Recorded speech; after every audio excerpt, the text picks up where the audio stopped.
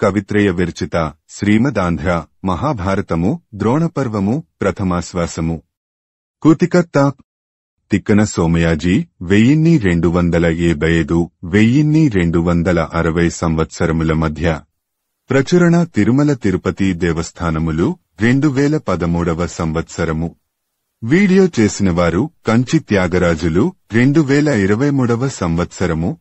కవిత్రయ విరచిత శ్రీమదాంధ్ర మహాభారతము ద్రోణపర్వము ప్రథమాశ్వాసము.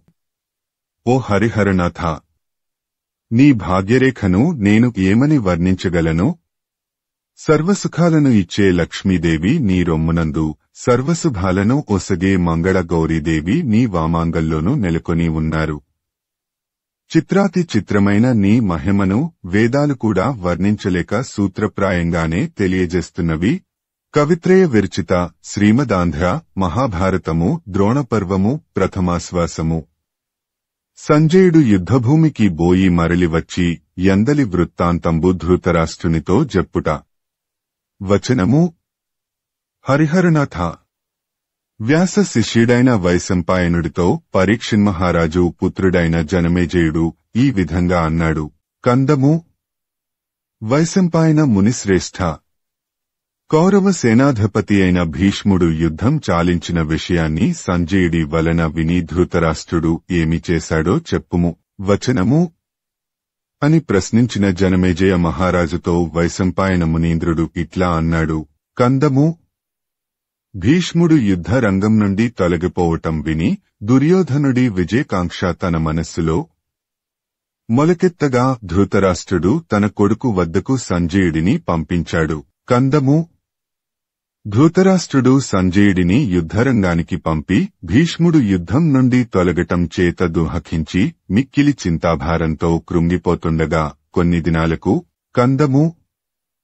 వ్యాసమహర్షి అనుగ్రహం వలన కౌరవ పాండవ శిబిరాలలోని విశేషాలన్నీ తెలుసుకొని ఒకనాటి రాత్రి సంజయుడు ధృతరాష్ట్రుడి వద్దకు వచ్చాడు. వచనము. ఈ విధంగా సంజయుడు హస్తినాపురానికి వచ్చి అంతఃపురంలో ఉన్న ధృతరాష్ట్ర మహారాజును సగౌరవంగా దర్శించాడు. అప్పుడు ఆ రాజు అతడిని దగ్గరికి తీసుకొని ఆదరించి, చంపకమాల, అయ్యో సంజయ, యుద్ధరంగంలో భీష్ముడిని కోల్పోయిన కౌరవ వర్గం మళ్లీ ఎవరినీ సేనాపతిగా నియమించి పరాక్రమంలో సాటిలేని పాండవ సైన్యాన్ని ఎదుర్కొనవలెనని అనుకొన్నది. చెదిరిపోయిన సైన్యాన్ని కౌరవులు అప్పుడు ఒకచోటికి ఇట్లా కూర్చుకున్నారు. తెలుపవలసింది. కందము. ఇది విని సంజయుడు, ఓ ధృతరాష్ట్ర మహారాజా, నీవు అడిగినదంతా వరుసగా వివరిస్తాను, సావధానంగా వినుము అన్నాడు. వచనము. భీష్ముడు శరతల్పగతుడై దేవత్వాన్ని పొందినప్పుడు కౌరవులు పాండవులు ఆయన వద్దకు రాగా ఆ సమయంలో అర్జునుడు పర్జన్యాస్త్రాన్ని వేసి భూమి నుండి జలధారలు పుట్టించటం వంటి విశేషాలు ఆనాడు నీకు తెలిపాను. అప్పుడు భీష్ముడు చెప్పిన మంచి మాటలు లెక్కించక కోపంతో కౌరవులు అచ్చటి నుండి వెళ్లిపోయారు. ఆనాటి ఉదయం నేను నీ వద్ద నుండి కౌరవ శిబిరాన్ని ప్రవేశించే సమయంలో మత్తేభము సైన్య శిబిరాలకు యుద్ధ సన్నాహాన్ని తెలిపే నిస్సానాది వాద్యాలు ఒక్క పెట్టున మ్రోయగా గజాది చతురంగ బలాలు క్రమబద్ధంగా వేగిరపాటుతో ముందుకు సాగటానికి ప్రయత్నిస్తుండగా తెల్లముఖాలు వేసిన కౌరవులు వీరుల వస్త్ర కవచాద్యలంకారాల కదలికలతో చలించే రూపాలు కలవారయ్యారు. వచనము. ఈ విధంగా యుద్ధానికి సిద్ధమై శిబిరాలలో నుండి వెలుపలికి వచ్చి దర్పహీనమైన సైన్యాలను సమీకరిస్తూ ఉత్పలమాల. ఆ సమయంలో యుద్ధరంగంలో భీష్ముడు లేకపోవటం అందరికీ దుఃఖాన్ని కలిగించగా సహజమైన దర్పాదులను విడిచి ఒకరికొకరు కాంతివిహీనమైన చూపులు రెప్పలమాటుననే నిగిడించి నీ పుత్రుడైన దుర్యోధనుడి వద్దకు ఇతర రాజులందరూ వచ్చారు. భీష్ముడు పడిపోయిన తర్వాతనైనా కర్ణుడు యుద్ధ రంగానికి రావచ్చుగదా యని అందరూ కర్ణుడిని తలుచుకొన్నారు. వచనము. భీష్ముడు లేని ఆ విషాద సమయంలో చంపకమాల. జ్ఞానులలో శ్రేష్ఠుడైన భీష్ముడు లేని మన సేన వైధవ్యం పొందిన స్త్రీవలెను, కాపరిలేని ఆవులమందవలెను, పంటలు లేని పొలంవలెను, సింహం లేని పర్వత గుహవలెను నా మనస్సుకు తోచింది. ఉత్పలమాల. ఓ ధృతరాష్ట్ర మహారాజా! ఆకలితో ప్రియుడిని మింగిన తోడేళ్ల గుంపు వేగంగా తనను చుట్టుముట్టగా భయంతో వణకుతూ దిక్కులు చూస్తున్న ఆడజింకవలే నీ పుత్రుడి సైన్యం భీష్ముడిని యుద్ధంలో కూలనేసి విజృంభించిన పాండవుల పరాక్రమాన్ని చూచి బెదిరిపోయింది. ఆట వెలది. ఓ ధృతరాష్ట్ర మహారాజా! అప్పుడు కర్ణ, ఓ కర్ణ! మేమంతా దిక్కులేనివారం అయ్యాం. వేగంగా వచ్చి కాపాడు అనే ఆర్తనాదాలు స్పష్టంగా సైన్యంలో అంతటా వ్యాపించాయి. వచనము: కౌరవ సైన్యం అంతటా ఆర్తనాదాలు వ్యాపించిన తర్వాత కందము: కర్ణుడు బలపరాక్రమశాలి, ఆలస్యం చేయక అతడిని యుద్ధం చేయటానికి ఆహ్వానించండి. భీష్ముని మాటలకు అలిగి ఆయన యుద్ధరంగంలో ఉన్నంతవరకు ఆ 10 రోజులు తాను బంధుమిత్రులతో కలిసి యుద్ధానికి రాలేదు కదా.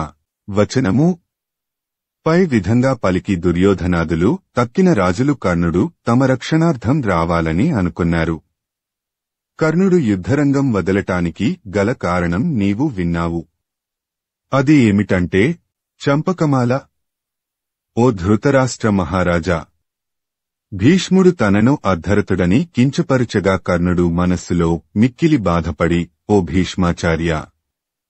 నీవు యుద్ధానికి వెళ్లితే నే నా వైపు రాను, యుద్ధంలో నీవు జయిస్తే అడవుల పాలొతాను, ఓడిపోతే నా బాహుబలంతో శత్రువులను జయిస్తానని రాజులంతా వింటుండగా మహాత్ముడైన భీష్ముడితో అన్నాడు గదా.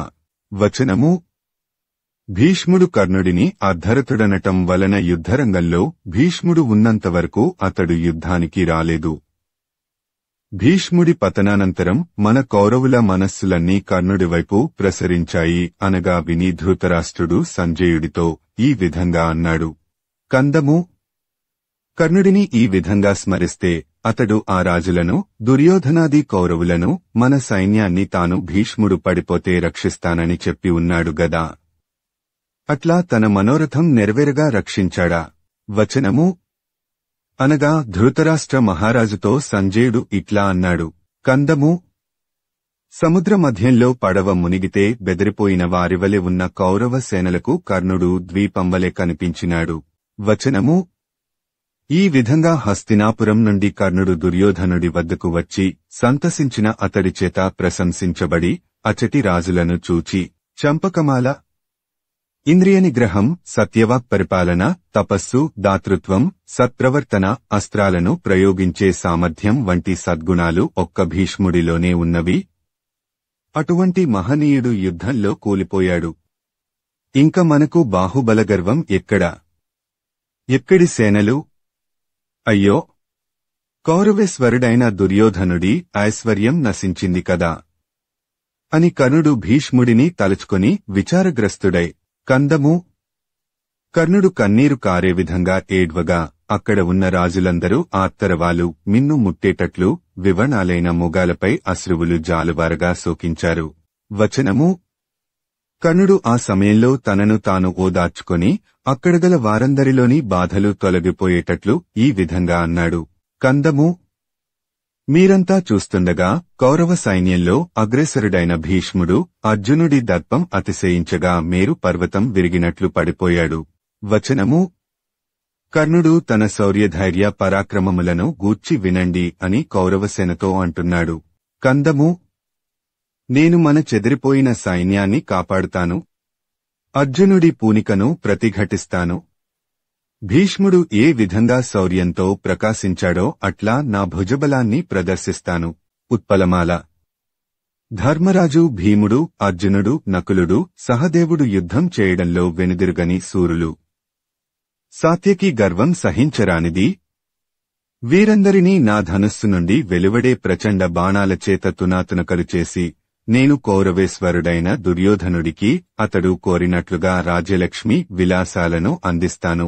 కందము: నేను పాండవులను జయించలేకపోతే అర్జునుడి గాంధీవం నుండి వచ్చే నాదాన్ని, దేవదుందుభుల మ్రోతను ఆనందంతో వింటూ సంతోషంతో వీరస్వర్గాన్ని అలంకరిస్తాను. కందము: దుర్యోధనాది కౌరవవర్గాన్ని రక్షిస్తూ రణశూరులైన పాండవులను ఓడిస్తూ యుద్ధంలో ప్రశంసాపూర్వకంగా స్వైరవిహారం చేస్తూ భీష్ముడిని చేరబోవటం కంటే వేరే చెప్పవలసిందేమున్నది. వచనము: కర్ణుడు పై విధంగా పలికి తన సారథిని చూచి, సీసము, తేటగీతి, మణులతో ప్రకాశించే మన రథానికి వడిగల గుర్రాలను పూంచుము. ధనుర్బాణాలు, ఖడ్గాలు మొదలైన ఆయుధ సామగ్రిని సమకూర్చుము. మిలమిలలాడే రత్నధ్వజాన్ని ఎత్తుము. శంఖం, మృదంగం, నిస్సానం మొదలైన వాద్యాలను త్వరగా చేర్చుము అనగా ఆ సారథి వాటినన్నింటినీ రథంలో సిద్ధపరచాడు. కర్ణుడప్పుడు అనివార్యమైన గర్వంతో అగ్నిహోత్రుడివలె ప్రకాశించే ఆ రథాన్ని వెంటనే ఎక్కి దుర్యోధన మహారాజుకు నమస్కరించి, కౌరవులు, రాజులు బహుముఖాలా ప్రశంసిస్తుండగా, ఉత్సాహం మించగా, తన సైన్యంలో భయం గొలిపే సుందరమైన ధ్వజాలు వెలుగొందుతుండగా, వచనము, కర్ణుడు నడచి భీష్ముడు ఉన్న చోటికి వచ్చాడు. అక్కడ ఎండిపోయిన సముద్రం వలె, విమానం విరుగగా పడిపోయిన అమరుడివలే, భూమిపై పడిన పక్షివలే, రెక్కలు విరిగిన మైనాక పర్వతం వలె ఒప్పుతున్న ఆ కురుపితామహుడి వద్దకు వెళ్లి, అర్జునుడి బాణాలచేత పొదువబడి, యమునానది మడుగులో మదంచేత కన్నులు మూసుకొని ఉన్న ఏనుగువలే శరతల్పగతుడైన ఆ మహానుభావుడి పాదాలపై కన్నీరు రాలగా నమస్కరించి, చేతులు జోడించి, వినయంతో వంగిన శరీరం కలవాడే, కందము, ఓ భరతకుల శ్రేష్ఠ! నీ దర్శనార్థం కర్ణుడిని వచ్చినాను. కన్నులు తెరిచి నన్ను చూడవలసింది. నీ సచ్చరిత్రకు యుద్ధభూమిలో దైన్యంగా పడి ఉండటమా ఫలం? విధిని ఏమనాలి, ఆట వెలది. సత్యాన్ని, ధర్మాన్ని సర్వకాల సర్వావస్థలలో పాటించేవాడా? అపార ధైర్యనిధి! సంతనుపుత్ర! పవిత్రమైన నీ వాక్కులచేత వినులవిందు గావించి నన్ను ఆదరించుము. ఉత్పలమాల! యుద్ధంలో విజృంభించిన సైన్యాన్ని కూడగట్టుకుని నడిపించటంలో, ముందుండి యుద్ధం చేయటంలో, ప్రచండమైన బాణాగ్నులతో ఆ క్షణంలోనే శత్రు సైన్యాలను భస్మీపటలం చేయటంలో నిన్ను మించినవాడు మరొకడెవ్వడు? ఇకమీద కౌరవ సైన్యం తల్లడిల్లేటట్లు పాండవుల బాహుబలాలు మిక్కిలి విజృంభిస్తాయి. కందము, బాణాలు అనే నాలుకలచేత భీకరుడైన అర్జునుడు అనే అగ్నిహోత్రుడిని వ్యాపింపజేసి, శ్రీకృష్ణుడు అనే భరించరాని వాయుదేవుడు ఇక ముందు కౌరవసేన అనే అరణ్యం యొక్క బలుపును అణచివేస్తాడు. మత్తేభము, బాహుబలగర్వం స్ఫురించేటట్లు పోరు సల్పే భీష్మ! కౌరవ సైన్యం నలువైపులా పాంచజన్య, దేవదత్త ధ్వనులు మ్రోయటం వలన చెవులు పగులగా, అర్జునుడి ధ్వజంపై గల హనుమంతుడి మెరిసే వెలుగు వలన చూపులు చెదరిపోగా, భయంకరమైన గాండివం నుండి దూసుకొని వచ్చే అస్త్రసమూహాన్ని నీవు తప్ప ఎవ్వరు సహిస్తారు? ఆట వెలది. మహేశ్వరుడితో శరీరాన్ని శరీరంతో కలిపి ద్వంద్వ యుద్ధం చేసి, అతడి మెప్పువడసి, వరాలు పొంది, ఇంద్రుడి కోర్కెపై నివాత కవచాదులను హతమార్చటం వంటి దివ్యకర్మలచేత వెలుగొందిన గాంధీవిని ఇతరులెవ్వరూ ఎదిరించజాలకపోవటంలో ఆశ్చర్యమేమున్నది? కందము. కర్ణుడు ఈ విధంగా పలురీతుల భీష్ముడిని ప్రశంసించగా, ఆదరంతో అతడు కన్నులు విచ్చి కర్ణుడిని చూచాడు. అప్పుడు కర్ణుడు ఆ మహనీయుడికి మ్రొక్కి ఇంకా ఇట్లా అన్నాడు, ఉత్పలమాల! ఓ సద్గుణశ్రేష్ఠ! నీవు ఆజ్ఞాపిస్తే దివ్యాస్త్రోపేతుడైన అర్జునుడి బాహుగర్వాన్ని నేనొక్కడినే, విషాగ్నిని వెలిగ్రక్కే భయంకరమైన చూపులుగల మహాసర్పం యొక్క దర్పాన్ని అద్భుతమైన మంత్రశక్తితో అణచివేసినట్లు నా అస్త్రశస్త్ర విద్యానైపుణ్యంతో అణచివేస్తాను. వచనము, అర్జునుడిని ఓడించటానికి తనను యుద్ధరంగానికి పంపుమని అడిగిన కర్ణుడితో భీష్ముడు ఈ విధంగా అన్నాడు, మత్తేభము, ప్రాణికోటి వానలు సమృద్ధిగా కురియటం వలన రక్షించబడినట్లు, నదులు సముద్రాన్ని ఆశ్రయించి అత్యున్నత స్థితి పొందినట్లు, విత్తనాలు బాగా ఎండి భూమిలో ఉండి పెంపొందేటట్లు, కౌరవులు నీ పేరుగాంచిన పోషణలో ఉండి నీని పొంది నీ రక్షణలో సౌఖ్యాన్ని పొందటం ఎంతైనా ఒప్పుకొనదగింది. చంపకమాల! శత్రుసైన్యాన్ని భేదించే కర్ణ! బంధువర్గానికంతా నీవు కూడా దుర్యోధనుడి వంటి వాడవే కదా. పుట్టుకతో కలిగే బంధుత్వం కంటే దృఢమైన స్నేహంతో కలిగే ఆత్మీయతయే ఎక్కువ అని పెద్దలు అంటారు. దుర్యోధనుడి రాజ్యరక్షణ భారం నీపైననే ఉన్నదని తెలుసుకొనుము. వచనము, అంబస్థ, విదేహ, పౌండ్రాది దేశాల రాజులను జయించి దుర్యోధనుడి వశంలో ఉండేటట్లు చేశావు కనుక నీకింకా ఎక్కువగా చెప్పనవసరం లేదు. పక్షులు పండ్లుండే వృక్షాన్ని ఆశ్రయించి జీవించే విధంగా నిన్ను ఆశ్రయించి బంధువర్గమంతా సుఖంగా ఉండాలి. నాకు నీవు కూడా దుర్యోధనుడి వంటి వాడవే కనుక నీ క్షేమాన్ని కోరుతాను. కౌరవులను ముందుకు నడిపించి ఆ మహారాజుకు విజయాన్ని చేకూర్చు ఉప్పో అని సంతోషంతో భీష్ముడు పలికేసరికి కర్ణుడు సంతోషపడి భీష్ముడి పాదాలపై శిరస్సు మోపి నమస్కరించి సెలవు తీసుకొని రథంపై వచ్చి నీ సైన్యం యొక్క దీనావస్థను తొలగించి మిక్కిలి ఉత్సాహంతో అంతటా చూచి కందము. కర్ణుడు దుర్యోధన మహారాజు సంతోషపడేటట్లు తనపై బాధ్యత మోపుకొని బాహుబల గర్వం మెరిసేటట్లు చతురంగ బలాలను సంఘటించాడు. వచనము కర్ణుడు సైన్యాన్ని సంఘటించిన ఆ సమయంలో కందము ఎర్రని గుర్రాలు, అందమైన బంగారు రథం, వెలుగొందే వేదిక గుర్తు గల పతాకం, దృఢమై తెల్లగా ప్రకాశించే కవచం అందాన్ని కలిగించగా కందము ముఖాన యుద్ధాభిలాష పొడసుపగా ఉదాత్తరూపంతో ప్రకాశించే ఆ ద్రోణాచార్యుని రాజశ్రేష్ఠులు కౌరవులు సింహనాదాలు చేస్తూ ప్రశంసించారు. తేటగీతి ఆ సమయంలో దుర్యోధనుడు మెల్లగా తన రథాన్ని కర్ణుడి రథం కడకు పోనిచ్చి మనస్సులో సంతోషం పెంపొందగా సాదరంగా అతడితో ఇట్లా అన్నాడు. కందము ఓ కర్ణ, దిక్కులేని ఈ సైన్యం నీ వలన నాతుడుగలదై ఎంతో ప్రకాశిస్తున్నది. ఇప్పుడు మనం ముందు చేయదగిన పని ఏదో తెలియజేయుము. కందము పై విధంగా పలికిన దుర్యోధనుడితో కర్ణుడు ఈ విధంగా అన్నాడు. సర్వజనక్షకులైన రాజులు ఉత్తమ జ్ఞానం కలవారు కనుక నీ అభిప్రాయమేమిటో తెలియజేయుము, నేను వింటాను. ఉత్పలమాల అని అనగా అప్పుడు కర్ణుడితో దుర్యోధనుడు ఇట్లన్నాడు. వీరులందరిచేత గౌరవించబడిన భీష్మ పితామహుడి ఆధిపత్యంలో మహావైభవంగా మన సేనలు 10 దివసాలు యుద్ధం చేసినవి. ఇక మన యోధులలో సేనాధిపతినిగా నియమించడానికి నీకు నచ్చినవాడెవ్వడో తెలుపుము. కవిత్రయ విరచిత శ్రీమదాంధ్ర మహాభారతము ద్రోణపర్వము ప్రథమాశ్వాసము. ద్రోణాచార్యులకు సర్వసేనాధిపత్యంబు నిర్ణయించుట. కందము కణధారుడు, ఓడ నడుపువాడు లేని నావ సముద్రంలో మునిగిపోయినట్లు సైన్యాధిపతి లేని సైన్యం బలం తగ్గి యుద్ధంలో భగ్నమైపోదా. వచనము కనుక సేనాధిపతిగా ఒకరిని నిర్ణయించుము అని అనగా దుర్యోధనుడితో కర్ణుడు ఇట్లా అన్నాడు. సీసము తేటగీతి ఓ మహారాజా, నీ యోధులలో సేనాధిపతి పదవిని నిర్వహించడానికి యోగ్యత లేని వారెవ్వరు? యుద్ధనీతిలోనూ పరాక్రమాది గుణాలలోనూ అందరూ సమర్థులే. అంతమాత్రంచేత అందరినీ సేనాధిపతులనుగా చేయలేము గదా.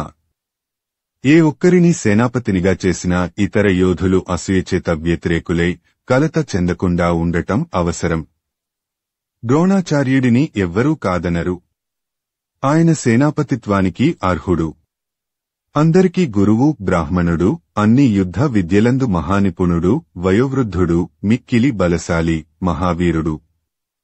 అతడికే సర్వసేనాధిపతి పట్టం కట్టుము. వచనము కర్ణుడు ఈ విధంగా అనేసరికి దుర్యోధనుడు యోగ్యులైన రాజులను తన వెంట బెట్టుకుని ద్రోణాచార్యుడి వద్దకు వచ్చి వినయపూర్వకంగా ఇట్లా అన్నాడు. ఉత్పలమాల ఓ బ్రాహ్మణ శ్రేష్ఠ! ద్రోణాచార్య, ఒక్క ఈడులోనే కాదు అపారమైన ధైర్యంలోనూ, సౌశీల్యంలోనూ, అస్త్రశస్త్ర సంపదలోనూ, బాహుబల వైభవంలోనూ, సుశిక్షితమైన జ్ఞానంలోనూ నిన్ను మించినవారు లేరు. భీష్ముడు నీ మహనీయతను మాకంతా ఇదివరకే తెలియజేశాడు.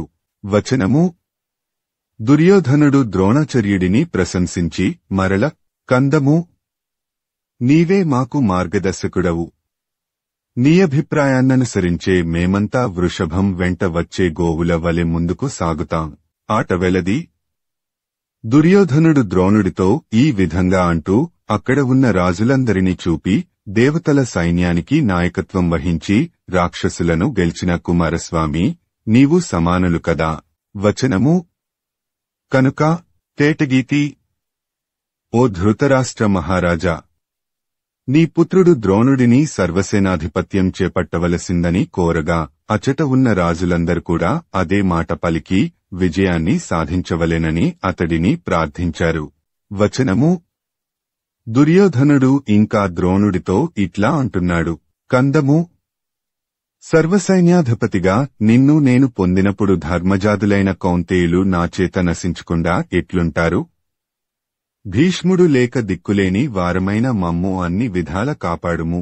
వచనము అని దుర్యోధనుడు ప్రార్థించగా అందరినీ కలయజూచి ద్రోణాచార్యుడిట్లా అన్నాడు. ఉత్పలమాల నేను 4 వేదాలను శిక్షాది షడంగాలను కొంతవరకు నేర్చుకున్నాను. అయినా నాలో ధైర్యాది గుణాలెక్కడా? మీరు విజయాన్ని కోరి ఇంతగా ప్రశంసించటం వలన మారుమాట్లాడక దుర్యోధనుడి కోర్కె తీర్చుట కొరకు సైన్యాధిపత్యాన్ని అంగీకరించాను. శార్దూల విక్రీడితము నన్ను అక్షోహిణుల కొలదిగా గల ఈ గొప్ప సైన్యానికి అధిపతినిగా చేయండి. చతురంగబల సమేతమైన సేనా సమూహాన్ని నడిపి కౌరవుల ఉత్సాహాన్ని పెద్దజేసి ఎదుర్కొన్న శత్రు సమూహాన్ని హతమార్చి నా దివ్యాస్త్రాలను ప్రయోగించి పాండవుల తేజస్సును మాసిపోయేటట్లు చేస్తాను. వచనము ద్రోణుడు సేనాధిపత్యానికి అంగీకరించగా దుర్యోధనుడు సంతసించి బంగారు కలశాలలో పుణ్య జలాలను తెప్పించి మంగళ ద్రవ్యాలతో అలంకరించి పుణ్యాహ నాదాలు ఆశీర్వచనాలు వందిమాగధాస్తుతులు చెలగగా సర్వనృపులు తాను ద్రోణాచార్యుడికి సేనాధిపత్యాన్ని అభిషేకించాడు. అప్పుడు రథిక శ్రేష్ఠులు జయధ్వానాలు చేసి శంఖాలు పూరించగా సర్వసైన్యాలలో భేరీ మూదంగాది నాదాలు సర్వత్రా వ్యాపించినవి. ఇట్లా సర్వసేనాధిపత్యాన్ని వహించిన ద్రోణుడు సీసము తేటగీతి ఓ ధృతరాష్ట్ర మహారాజా! ద్రోణాచార్యుడు సర్వసేనాపతి అయి కౌరవసేన ముఖానికి అలంకారంగా ప్రకాశిస్తూ కర్ణాది వీరులు తోడే నిలువగా పాండవ సైన్యాన్ని ఎదిరించి ధైర్యం, అద్భుతమైన అస్త్రబలం, ఎదురులేని శౌర్యం, గొప్ప బాహుబలం మెరియగా నీ కుమారుడిపై ప్రేమ మీరగా అక్షోహిణికి పైగా సైన్యాన్ని ఎందరో రాజులను సంహరించాడు. వారి చామరాలను, ఛత్రాలను, పతాకాలను, సొమ్ములను, గుర్రాలను, ఏనుగులను, రథాలను, ఆయుధాలను, కవచాలను, వీరవర్గాన్ని ముక్కలు ముక్కలు చేసి యుద్ధభూమి నిండా కుప్పలు పోశాడు. కందము ద్రోణుడు దావాగ్నివలె మండి శత్రు సైన్యాన్ని నిరాటంకంగా తుత్తునియలు చేసి విజృంభించి కౌరవ పాండవ పక్షాలు రెండునూ దుహకించగా ధృష్టద్యుమ్నుడు విజయగర్వంతో గర్జించగా అస్తమించాడు. కందము ధృతరాష్ట్ర నూపతి దుష్టాత్ముడైన ధృష్టద్యుమ్నుడు తప్ప సర్వప్రాణులు సజ్జన శ్రేష్ఠుడైన ద్రోణాచార్యుడి మరణానికి మిక్కిలి దుహకించాయి. వచనము ద్రోణుని మరణవార్త విని ధృతరాష్ట్రుడు మనస్సు చెదరిపోగా నిశ్చేష్టుడై గద్గద కంఠంతో సంజయుడితో ఇట్లా అన్నాడు. సీసము తేటగీతి కవిత్రయ విరచిత శ్రీమదాంధ్ర మహాభారతము ద్రోణపర్వము ప్రథమాశ్వాసము ద్రోణాచార్యుని మరణంబు విని ధృతరాష్ట్రుండు పరితపించుట. ద్రోణుడు అస్త్రశస్త్రాల ప్రయోగంలో సాటిలేని మేటి ఉపాయశాలి, పరాక్రమంలో ఘనుడు. అట్టివాడిని పాంచాలవీరులు భయం లేక ఎదిరించారో, ధనుస్సు విరిగిందో, రథం విచ్ఛిన్నమైందో, సారథి పడిపోయాడో, ఏమరిపాటు వలననో, అలసట వలననో, ఎదుటివాడిని లక్ష్యపెట్టకపోవటం వలననో, మరపు ఆవేశించిందో, దుష్టాత్ముడైన ధృష్టద్యుమ్నుడు అతడిని చంపగలిగాడా? ఇది ఆశ్చర్యం. పురుషకారం కంటే విధి బలీయమైంది గదా. ద్రోణుడి మరణవార్త వినికూడా నాగుండె 1000 ముక్కలు కాకుండా ఉన్నది. ఇది రాయి కావచ్చును. ఏమని దూహఖింతును? వచనము ధృతరాష్ట్రుడు ఈ విధంగా పలికి దోహఖించి పరితాపం పొంది మరల తేటగీతి ధైర్యంతో విజృంభించి తేజస్సుతో వెలిగి గాంభీర్యానికి పేరుగాంచి సర్వత్రా కీర్తించబడే ఆచార్యుడు ఇట్లా కావటం, ధైర్యానికి ప్రసిద్ధి కెక్కిన మేరు పర్వతం ఒరగడం, ప్రభలచేత వెలుగొందే సూర్యుడు భూమిపై పడిపోవటం, గాంభీర్యానికి పేరుగాంచిన సముద్రం ఇంకిపోవటం వలె ఉన్నది. కందము లోకాతీతమైన పరాక్రమానికి నిధి, బుద్ధిలో బృహస్పతిని మించినవాడు, కురువంశ బాలకులకు ఆచార్యుడు అయిన ద్రోణుడు దుష్టబుద్ధులైన నా పుత్రులకే మరణించాడు. పరోపకారార్థం ప్రాణాలు అర్పించటం అన్నింటికంటే ప్రశంసార్హం కదా. తేటగీతి ధనుర్ధరులంతా ప్రాణాలపై తీపితో పారిపోగా సుపరిచితుడైన ద్రోణుడి చేతులు ఆడకుండా చేసి ధృష్టద్యుమ్నుడిని నియమించి అర్జునుడే ఈ పన్నాగం పన్ని ఉంటాడు. ఇట్లా చేయడం మరొకరి వలన కాదు. కందము పామును కమ్ముకుని పడగొట్టిన చీమల గుంపువలే అనేక దేశ సైన్యాలు ద్రోణుడిని చిక్కుపరచి ఉంటాయి. ఇక చెప్పవలసింది ఏముంది? సంజయ, మన పక్షానికి దిక్కెవ్వరు? వచనము. ఇట్లా అనేక విధాల పలికి మూర్ఛిల్లి ఇంతలోనే కొంత తేరుకొని అవయవాలన్నీ వణుకుతుండగా ధృతరాష్ట్రుడు సంజయుడితో ఇట్లా అన్నాడు. తేటగీతి. పొడుపుకొండమీద ఉదయించే సూర్యుడివలే ధర్మరాజు తేజాన్ని ప్రదర్శిస్తుంటే చీకట్లు తొలగిపోయినట్లు ప్రక్కకు తొలగిపోకుండా పరాక్రమాన్ని ప్రదర్శించి ద్రోణుడిని ఆదుకోవటం మన వారిలో ఎవరెవలన అవుతుంది? కందము. ఉద్రేకించిన మదపుటేనుగు కన్నుమిన్నుగానక త్రోసుకుని వచ్చేటట్లు అతివేగంగా భీముడు వచ్చి తాకితే మన యోధులలో అతడిని అడ్డుకునే వారెవరు? చంపకమాల. గర్జిస్తూ అంతట పిడుగులు కురుస్తూ ఘోరమూర్తి అయి సంభ్రమంతో కమ్ముకుని వచ్చే ప్రళయకాల మేఘం వలె అల్లిత్రాటి మ్రోతమ్రోయగా వేగంగా దూసుకుని వచ్చే ఆగ్నేయాస్త్రాదులు ద్రోణుడి రథం మీద పరిచే అర్జునుడిని దుర్యోధనుడి యోధులు అడ్డుకొనగలరా? కందము. ఏ వీరుడు వెనుదిరిగాడో? ఎవ్వడు వెనుదిరగక పోరాడాడో? ఏ యోధుడు పట్టుదల వీడక గట్టిగా నిలబడ్డాడో? ఎవడు ప్రతిజ్ఞ చేసి మదించి పోరి మరణించాడో? ఆ మహనీయుడిని ఎవ్వడూ రక్షించలేకపోయారా? చివరికి ఏం జరిగిందో ఆట వెలది. ద్రోణాచార్యుడు పడిపోయినప్పుడే కౌరవుల చతురంగ బలాలన్నీ పడిపోయి ఉంటాయి. పడకుండా ఉండేదెట్లా? ఆ ధర్మరాజు భాగ్యం ఎట్లా తేలికగా పోతుంది? చంపకమాల. ద్రోణుడి పుత్రుడైన అశ్వత్థామ ఊరుకొనేవాడు కాడు. తండ్రి మరణించే వేళకు ఎక్కడో యుద్ధం చేస్తూ ఉండి ఉంటాడు. లేదా అడ్డం వెళ్లినప్పుడు అర్జునుడు నిరోధించి ఉంటాడు. అందుకే ఎదురు లేకపోవటం వలన ధృష్టద్యుమ్నుడు మిక్కిలి విజృంభించి ద్రోణుడిని చంపగా దుహకిస్తూ చూస్తూ ఉండిపోయాడేమో. కందము. ధృతరాష్ట్రుడు ఈ విధంగా పరితపించి, ఓ సంజయ, నేను నిన్నేది అడుగను, నీవు నాకేమీ చెప్పకుము, ఇప్పుడు నా మనస్సు చెదరిపోయింది, తర్వాత వింటాను అంటూ వశం తప్పినవాడే. వచనము. తన కొడుకులు గెలుస్తారన్న ఆశ వదులుకొనటం వలన ఆట వెలది.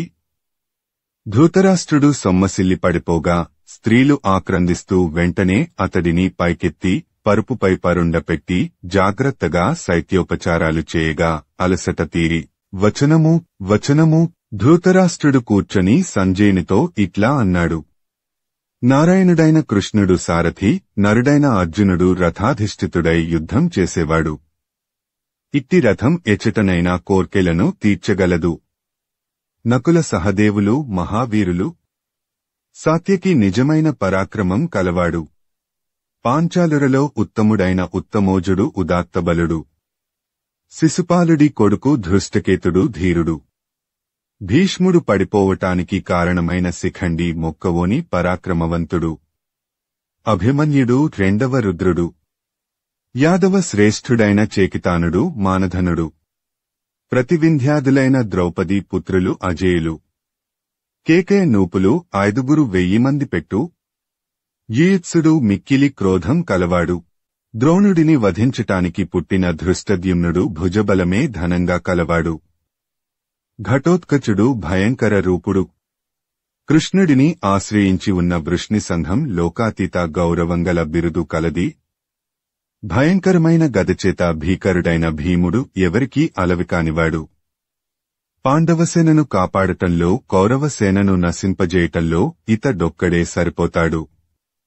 ఇతర పరికరాలెన్ని ఉన్నా ఇతడి ముందు సరితూగవు. ధర్మజుడు కార్యం సాధించే వివేకం, శౌర్యోద్రేకం పుష్కలంగా కలవాడు.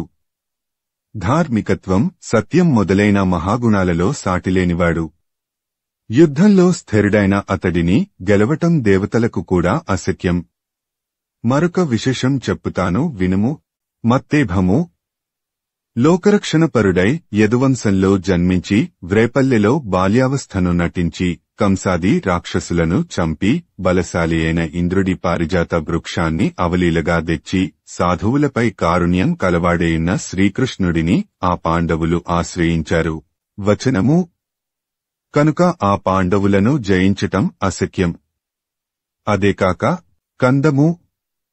అర్జునుడికి కృష్ణుడు ఆత్మ, శ్రీకృష్ణుడికి అర్జునుడు ఆత్మ. హరి అని, అర్జునుడని వేరుగా కనిపించటం ఒక క్రీడ. అదంతా సాటిలేని ఒకే ప్రకాశం. కందము.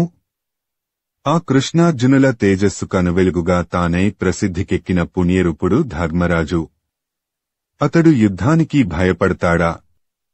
నా వలన కౌరవులకంతా కీడు మూడింది. ఇక నేను చెప్పేదేమున్నది? వచనము. ఇట్లని వేడి నిట్టూర్పు వదలి మౌనంగా ఉండి మరల చంపకమాల. అజేయులైన భీష్మద్రోణులు యుద్ధంలో పడిపోయారా? ఇక అర్జునుడిని ఎదుర్కొనే వారెవ్వరు? కౌరవులు తప్పక నశిస్తారు. దోహకపడుతూ ఎటువంటి వార్తలైనా సరే అన్నీ వెనదలుచుకున్నాను. ద్రోణుడి యుద్ధక్రమమంతా వివరించుము. తేటగీతి. ఎక్కువ మాటలెందుకు? ద్రోణాచార్యుడి యుద్ధాన్ని గూర్చి చక్కగా తెలుసుకొని వచ్చాను. శరచిత్తుడవై విశదంగా వినుము అని ధృతరాష్ట్రుడితో సంజయుడన్నాడు. కవిత్రయ విరచిత శ్రీమదాంధ్ర మహాభారతము ద్రోణపర్వము ప్రథమాశ్వాసము. ద్రోణుడు దుర్యోధనునకు ధర్మరాజుం బట్టి ఇచ్చినట్లు వరం బిచ్చుట. వచనము. ఆ విధంగా ద్రోణాచార్యుడు సర్వసేనాపతి అయి సంతోషపడి రాజశ్రేష్ఠులంతా వింటుండగా దుర్యోధనుడితో ఈ తీరున అన్నాడు. కందము. దుర్యోధన మహారాజా, భీష్ముడి తరువాత నన్ను సైన్యానికంతా అధిపతిని చేసి గౌరవించావు. ఈ ప్రశంసనీయమైన ప్రవర్తనకు తగిన సత్ఫలితాన్ని పొందగలవు, వరాన్ని కోరుకొమ్ము అని ద్రోణుడు అన్నాడు. వచనము. అనగా విని దుర్యోధనుడు, కర్ణుడు, దుశ్శాసనుడు మొదలైన మిత్రవర్గంతో ఆలోచించి వినయపూర్వకంగా ద్రోణాచార్యుడితో ఇట్లా అన్నాడు. కందము. భుజబలంతో భయం గొలిపే ద్రోణాచార్య, నీవు వరమిస్తే చాలా మేలైనదాన్నే కోరుతాను. యుద్ధంలో ధర్మరాజును సజీవంగా బంధించి నా ముందుకు తీసుకొని రావాలి. వచనము. ధర్మజుడిని బంధించి తెమ్మని దుర్యోధనుడు కోరగా ద్రోణుడు అతడి వైపు చూచి చంపకమాల. దుర్యోధన, ధర్మరాజుకు అజాతశత్రువనే పేరు ఇప్పుడు నిజమైందిగదా? అతడిని వధించుమని కోరక యుద్ధంలో బంధించుమని చెప్పుతున్నావు. ఇది ఆశ్చర్యకరమైన విషయం. ఇట్లా కోరటానికి కారణమేమిటి? పాండవులను జయించి సగం రాజ్యాన్ని ఇవ్వదలచావా? వచనము. ఓ దుర్యోధన, నీ నిర్ణయం ఏమిటి? ధర్మరాజును బంధించి తెస్తే ఏం చేస్తావు అని ద్రోణుడు అడుగగా దుర్యోధనుడు సంతోషించి తన మనస్సులో ఉన్న అభిప్రాయాన్ని ద్రోణుడికి, అక్కడ ఉన్న దొరలకు తేటపడేటట్లు ఈ విధంగా అన్నాడు. సీసము. తేటగీతి. ఆ ధర్మరాజును మనం యుద్ధంలో చంపితే అర్జునుడు కోపంతో కౌరవ సైన్యాన్ని హతమారుస్తాడు. మనం పాండవులనందరినీ చంపితే శ్రీకృష్ణుడు చక్రాయుధంతో కౌరవులనందరినీ చంపి కుంతికైన రాజ్యాన్ని సమర్పిస్తాడు. కనుక ధర్మరాజును సజీవంగా బంధించి తెచ్చి జూదమాడించి మళ్లీ అడవులకు పంపితే అతడితోబాటు తమ్ములు కూడా పోతారు. దీనితో మన ఆపదలన్నీ తొలగిపోతాయి. అప్పుడు ఎదురులేని భుజబలంతో భూమండలాన్ని చాలా కాలం పరిపాలిస్తాను. వచనము. దుర్యోధనుడు ఆ విధంగా చెప్పగా కుచ్చితమైన అతని అభిప్రాయాన్ని విని అసహించుకొని ద్రోణాచార్యుడు ఆ వరాన్ని ఏదైనా అడ్డువెట్టి ఇవ్వాలనుకొని ఒక ఉపాయాన్ని ఆలోచించి దుర్యోధనుడితో ఇట్లా అన్నాడు. చంపకమాల. దుర్యోధన, వినుము. అర్జునుడు యుద్ధంలో అడ్డగిస్తే ధర్మజుడిని బంధించడం నా చేతగాదు. నేనొక్కడినే కాదు, దేవతలు కూడా అతడిని వేలెత్తి చూపలేరు. అర్జునుడు లేకుంటే యుద్ధంలో స్థిరంగా నిలిచిన ధర్మజుడిని పాంచాలురు 1000 మంది ఆశ్చర్యంతో చూస్తుండగా చలం, బలం నశించగా బంధించి తెస్తాను. తేటగీతి. ద్రోణుడు ఈ విధంగా అనేసరికి మూర్ఖులైన నీ కొడుకులంతా ధర్మరాజు బంధించబడతాడనే అనుకున్నారు. దుర్యోధనుడు పాండవులను గూర్చి సంకోచించకుండా ద్రోణుడి ప్రతిజ్ఞను అంతటా చాటించాడు. వచనము. ఈ విధంగా తామున్న శిబిరాలలో సైనికులుండే చోట అంతటా చాటించగా ఉత్సాహంతో సైనికులు సింహనాదాలు చేశారు. శంఖ దుందుభి ధ్వనులు చెలరేగగా కౌరవ సైన్యం ఉబ్బిపోయింది. అదంతా ధర్మరాజు తన గూఢచారుల వలన విని తమ్ములతో సమావేశమై సంగతంతా వినిపించి అర్జునుడిని చూచి ఆట వెలది. ఓ అర్జున, ద్రోణాచార్యుడి ప్రతిజ్ఞ విన్నావా? ఉపాయం వలననైనా బలంతో అయినా దీనిని అసత్యం చేయాలి. అతడికి నీ సంగతి తెలుసు. నిన్ను అడ్డం పెట్టి పలుకటం వలన నీకు ప్రత్యేకించి చెప్పవలసి వచ్చింది. కందము, ఆ దుర్యోధనుడి కోర్కే విఫలమయ్యేటట్లు ఎప్పుడు నన్ను యుద్ధరంగంలో వదలక కనిపెట్టి ఉండి తగిన విధంగా పోరు సాగించాలి. కవిత్రయ విరచిత శ్రీమదాంధ్ర మహాభారతము ద్రోణపర్వము ప్రథమాశ్వాసము. అర్జునుడు ధర్మరాజుతో ద్రోణుని ప్రతిజ్ఞకు వెలవకుండునట్లు సెప్పుట. వచనము అనగా అర్జునుడు ధర్మరాజుతో ఇట్లా అన్నాడు. కందము, భోవరా, ఆచార్యుడిని వధించటం, నీవు యుద్ధంలో బాధలు పాలు కాగా నేను వేరే చోటికి పోవటం అనే ఈ రెండూ ఒకే విధమైన పాపాలు. ఈ రెంటినీ నేనెక్కడైనా చేస్తానా? వినుము. నేను జీవించి ఉండగా నిన్ను ప్రాణాలతో బంధించటం ఆ ద్రోణుడికే కాదు, భూతగణాలతోడి రుద్రుడికి కూడా సాధ్యం కాదు. నీవు భయపడవద్దు. చంపకమాల. బలవంతులైన శత్రు సమూహాల మదాన్ని అణచే ఓ ధర్మరాజా, వారు తమ బలాన్ని తెలుసుకొనలేక దురాశతో ఈ విధంగా అనుకొని ఉంటారు. దుర్యోధనాదులు 3 లోకాలను వెంటబెట్టుకుని మిక్కిలి బలంతో వచ్చినా నీవు యుద్ధంలో భంగపడితే ఈ భూమి ముక్కలైపోదా? సముద్రాలు ఇంకవా? ఆకాశం కూలదా? ఆట వెలది. రాజశ్రేష్ఠుడనైన ధర్మజా, కౌరవుల కోర్కే తీరజాలదు. యుద్ధంలో మనకు పరాభవమనేది లేనేలేదు. ఆ దుర్బుద్ధులచేత అసలు అది కలిగేదే కాదు. ఇది నా నిశ్చితమైన అభిప్రాయం. వచనము అర్జునుడు ఈ విధంగా అనగా ధర్మరాజు సంతోషించి శంఖ, భేరి, ముదంగాది మంగళధ్వనులు చెలరెగగా సర్వసైన్యంతో ముందుకు సాగి ముఖంలో వికాసం కనిపించగా క్రౌంచ వ్యూహాన్ని రచించాడు. అందు ముందు భాగంలో మత్తేభము, తెల్లని గుర్రాలతో ధ్వజంపై గల మారుతి వెలుగులు సూర్యబింబాన్ని అనుకరిస్తుండగా చక్రధారి అయిన శ్రీకృష్ణుడు, గాండివధారి అయిన అర్జునుడు తేజస్సులతో నిండిన ఆకారాలతో తేరును అధిష్ఠించగా శత్రువుల మనస్సులలో భయం నిండగా కాలచక్రాకారంతో రథం మిక్కిలి ప్రకాశించింది. కందము అర్జునుడి రథం ప్రక్కన ఉద్ధతుడైన సారథితో అందమైన రంగంతో అశ్వాలు కదలుతుండగా ఉజ్వలం, ధీరం, మహనీయం అయిన రేఖతో ధృష్టద్యుమ్నుడి రథం ప్రకాశించింది. వచనము ఇంకా భీముడు మొదలైన తోబుట్టువులను, అభిమన్యుడు మొదలైన పుత్రులను, ద్రుపదాది బంధువులను, ధృష్టకేతువు మున్నగు దండనాథులను, మిగిలిన సైన్యాన్ని తగు రీతిలో ఆయా స్థానాలలో బలం, అందం కలిగేటట్లు నిలిపి ధర్మరాజు ఆ వ్యూహం మధ్యలో మంచి ఏర్పాట్లతో గట్టి ప్రయత్నంతో వచ్చి నిలబడ్డాడు. అంతకు ముందే అక్కడ కందము ధృతరాష్ట్ర మహారాజా, మనవాళ్లు తీవ్రమైన యుద్ధ కుతూహలం కలవారే అందం, ఔన్నత్యం, దర్పం ఉట్టిపడేటట్లు శకట వ్యూహాన్ని రచించారు.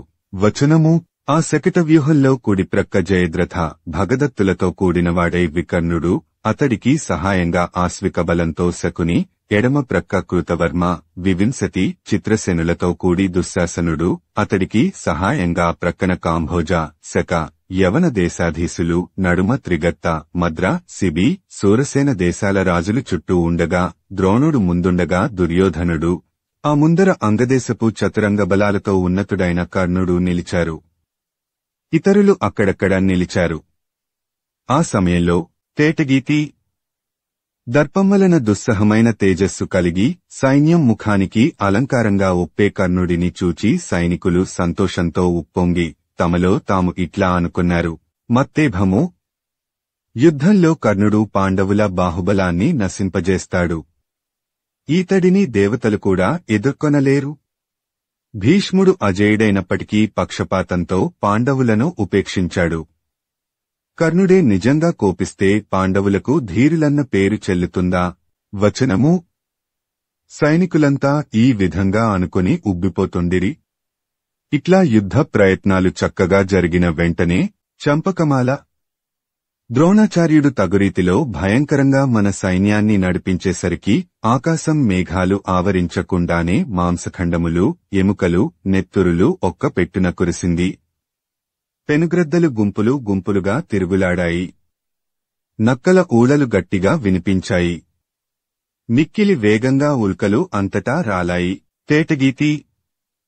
కౌరవులు ఆ మహోత్పాతాలకు భయపడక శంఖాలు మ్రోయగా, దుందుభులు ధ్వనించగా ప్రశంసాపూర్వకంగా సైన్యాలను నడిపించారు.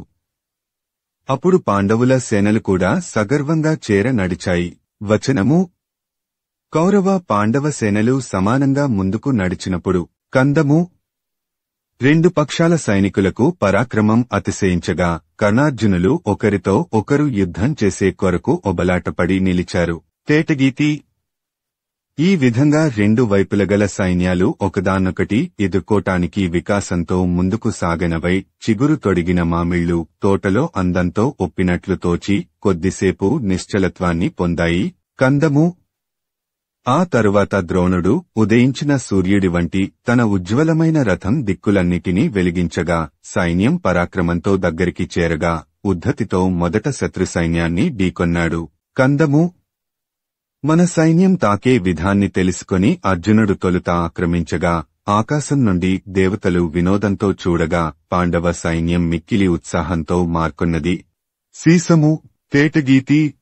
రథాలు, ఏనుగులు, గుర్రాల నుండి లేచిన దుమ్మంతా దిక్కులన్నింటా ఆకాశమంతటా వ్యాపించింది. బాణాలు మొదలైన ఆయుధాల తాకిడిచేత రేగిన మంటలు సూర్యకిరణాలను వెనుకకు నెట్టాయి. ఏనుగుల పుర్రెలు, రథాల అంగాలు విరిగిపోయే చప్పుడులు భయంకరంగా అలముకొన్నవి. చతురంగ బలాల విచ్ఛేదం వలన కమ్ముకొన్న రక్త ప్రవాహాలు భయం గొలిపినవి. ఈ విధంగా కౌరవ పాండవ సైన్యాలు మహోగ్రంగా పోరాడుతుంటే సిద్ధ సాధ్యాది దేవవర్గానికే సహించరానిదిగా ఉంటే మావంటివారి సంగతి చెప్పవలసింది ఏమున్నది.